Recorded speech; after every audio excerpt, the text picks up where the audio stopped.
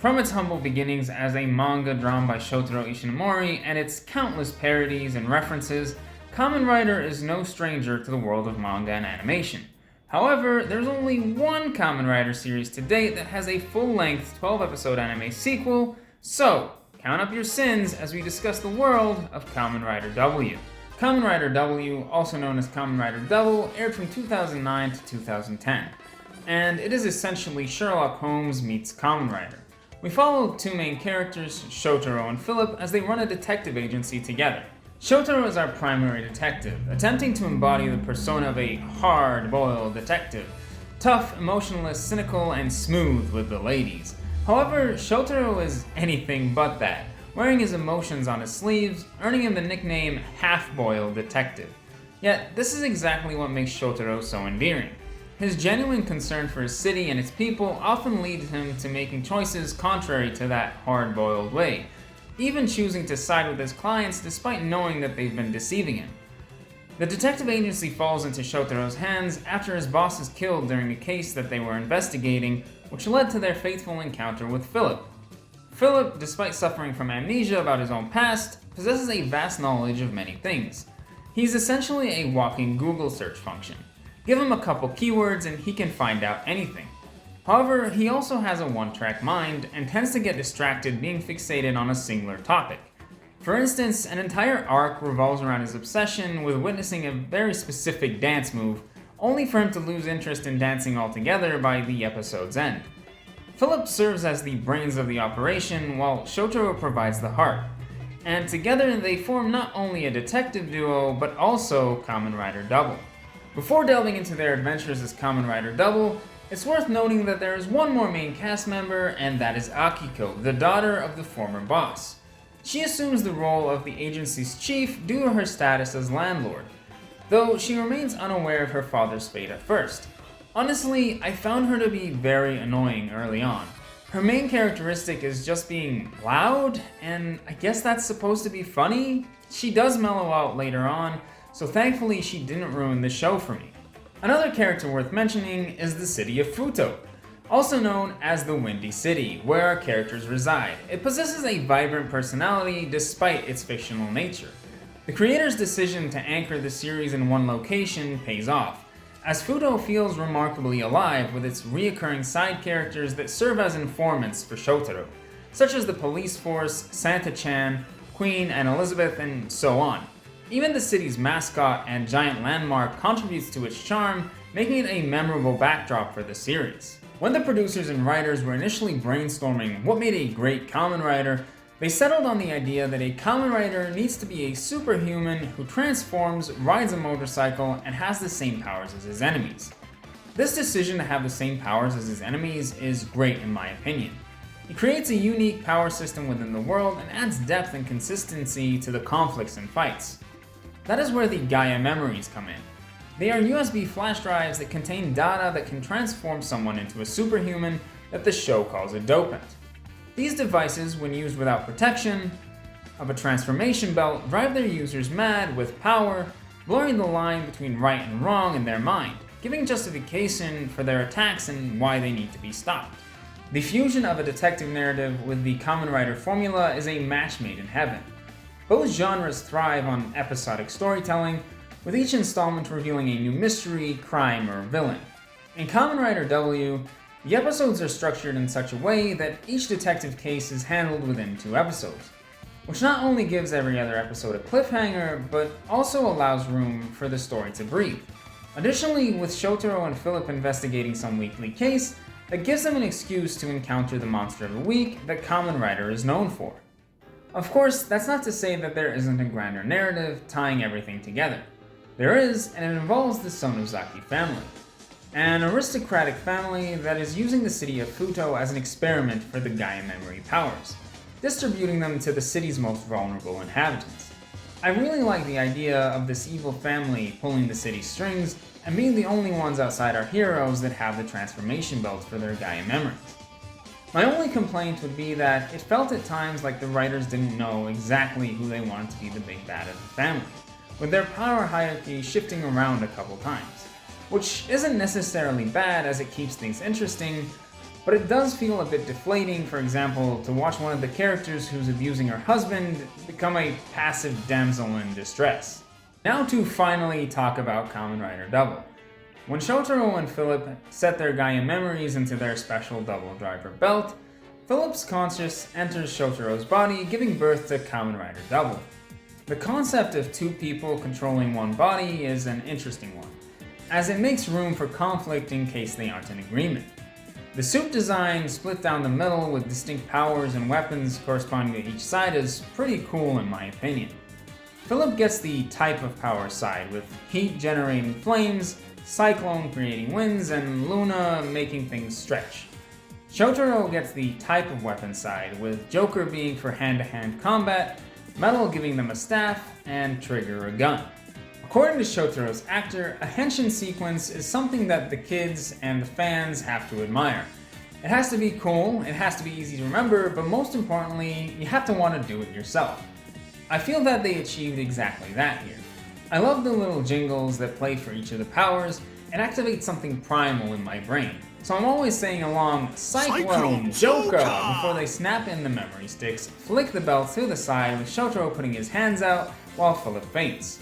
My only criticism is that I wish that there was a little bit more of a cool visual during the transformation sequence, because as it is, the suit just materializes with the wind. To better explain what I mean, let me talk about the second Kamen Rider introduced in the series, Kamen Rider Axel. Now, I'm not a huge fan of Axel's design. It looks a bit silly to me with the ability to turn into a motorcycle, though I'm sure it makes for great toys for kids. His transformation sequence is better than Double's. The little A for Axel becomes a gauge that ramps up and forms a transformation circle before materializing the suit. It's those little details that light up my brain like a Christmas tree. And since I'm talking about Axel here, and I didn't mention him before with the other characters, he's a great addition to the cast, initially being a contrast to Shotaro. He's exactly what Shotaro wishes he could be, hard-boiled in the sense that he's cold and works alone. His only goal being wanting revenge for his family and hating the city of Fuuto for being the grounds of which the irredeemable criminals can become dopants. Finally, there are a few canon movies that also introduce two more Kamen Rider suits to the series. So let me discuss those in reverse order of my enjoyment. Kamen Rider Eternal, as a suit, has a really cool white design with an awesome cape. However, I can't find myself liking it too much, because I dislike the movie that it was introduced in. Remember how I said a strong suit of the series was the Gaia Memories because it gave the world a consistent power system? Well, this movie goes, what if we add something else? They introduce the Never, which are basically undead soldiers. And while I get the point, they were trying to make parallels to our heroes, but it just feels so unnecessary to me, as they could have easily achieved that without making something so convoluted. Especially because those Never end up using the Gaia memory anyway, so what's the point? However, Kamen Rider Skull, oh baby, I love this suit so much. The skull motif, the unnecessary hat, this is just pure rule of cool. And the movie that accompanies it, chef's kiss. It completes a major storyline from the show that revolves around Shotaro's boss, Akiko's father. She finally learns about his death, and we get to see the full story of how Shotaro and Philip meet.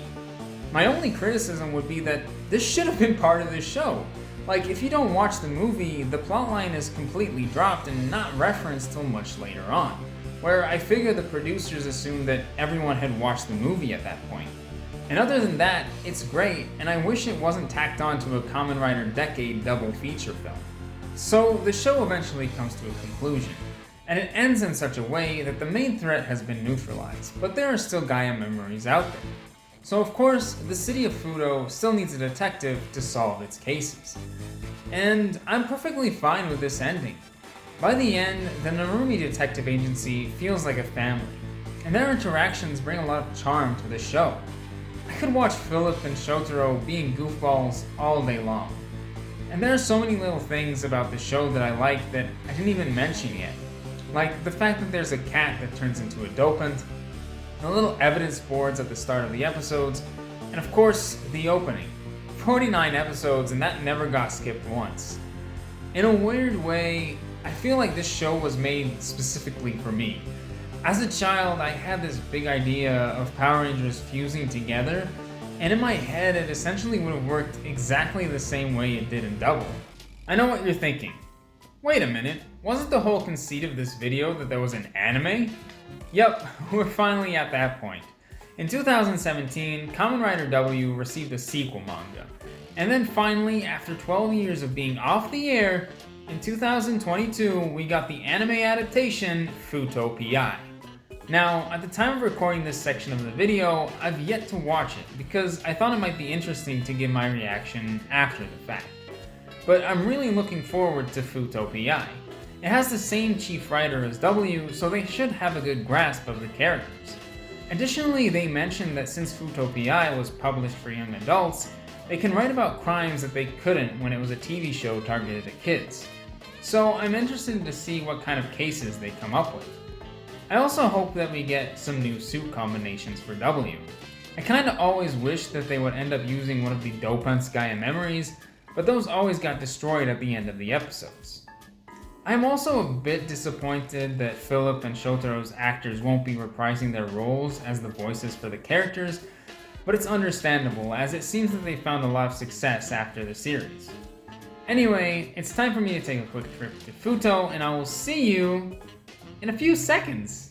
Fuuto PI Rider kicks things off with a quick animated version of Begins Night, where Shotaro and Philip first became Kamen Rider W.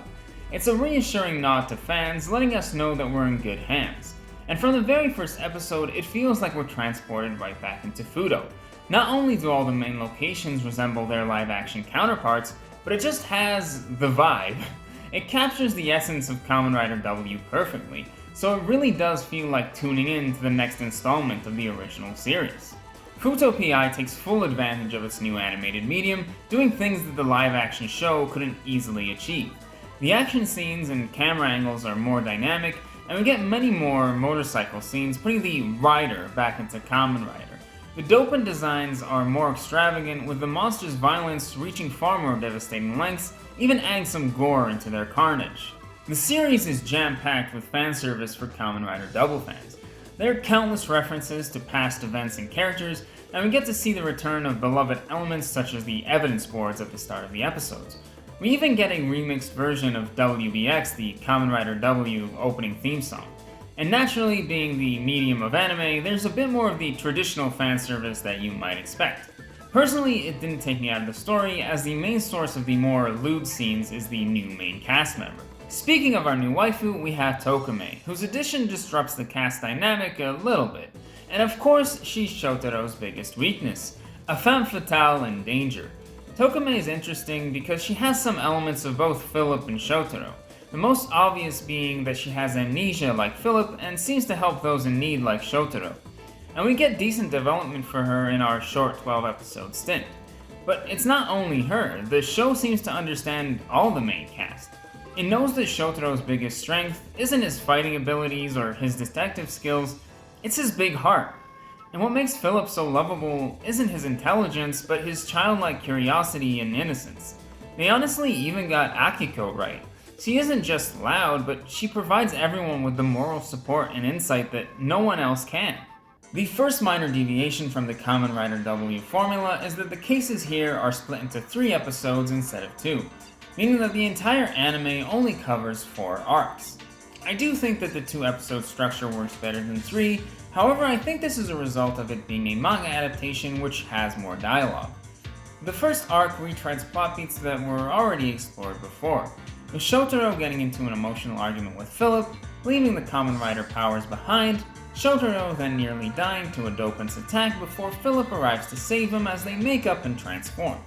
This serves to refresh the audience about their dynamic, and while it might be a bit annoying to get a reskinned story, I think it brings up the point that when it comes to women, Shotaro hasn't changed at all. It also sets up our new overarching plot, which pertains to a strange Shadow Fuuto and a new group of villains with an interesting parallel to our heroes. They are also interested in protecting their city. Additionally, to scale up the enemies, Fuuto PI adds the concept of a high dope, which fits well within the pre-established lore. We already knew that some people were more compatible with certain Gaia memories, so it isn't a stretch that some people could develop their powers further upon repeated exposure. The anime also features one of my favorite tropes in OPs and EDs, and that's the characters dancing to the song. It's just so endearing to me. Like, just look at them go. Additionally, the end of each episode has these adorable little chibi skits of the characters that remind me a lot of the Haru Haru interviews from Hitman Reborn. Unfortunately, just as things start to heat up, this season comes to an end. The final arc is intense and provides a decent resolution to the anime thus far, however the story isn't complete. Luckily, it looks like we're getting a movie in November of 2024, and I hope that it is successful enough that we get more seasons of Fuuto PI. If you loved Kamen Rider W, I'm confident that you will enjoy the sequel. At least, I certainly did, even though I didn't get the new double combination that I was hoping for. I suppose a good question to ask at this point is, can you watch Fuuto PI as a standalone? Personally, I'd caution against it. I'm sure you could still enjoy it as the animation is stellar and they do go through the trouble of reintroducing the cast in the first episode. However, as I mentioned, it's chock full of references and fan service. If you're not familiar with the original Kamen Rider W, some of the case solutions might feel like Deus Ex Machinas. In fairness, they kinda are, but if you know the lore, they don't come out of thin air. So, all in all, I loved Kamen Rider W and Fuuto PI. I have a soft spot for shows that have the theme of friendship, and watching this just brought me so much joy. The transition from live action to anime was seamless, and honestly, I'm not even surprised. Kamen Rider W felt like an anime at times with its quirky cast of characters. Even Philip's outfit alone is very anime. So I hope that perhaps my video will convince you to give it a chance. I will put the watch order that I use in the comments section, and while you're down there looking at that, let me know your thoughts on this video or your favorite Kamen Rider W moment. And if you're interested in hearing the last time I talked about a Kamen Rider series, then you can check out my favorite things of 2022 video. Or, if you're interested in hearing me talk about some other series I enjoyed, then you might like my Hitman Reborn video. Finally, thank you for watching, and I will see you whenever.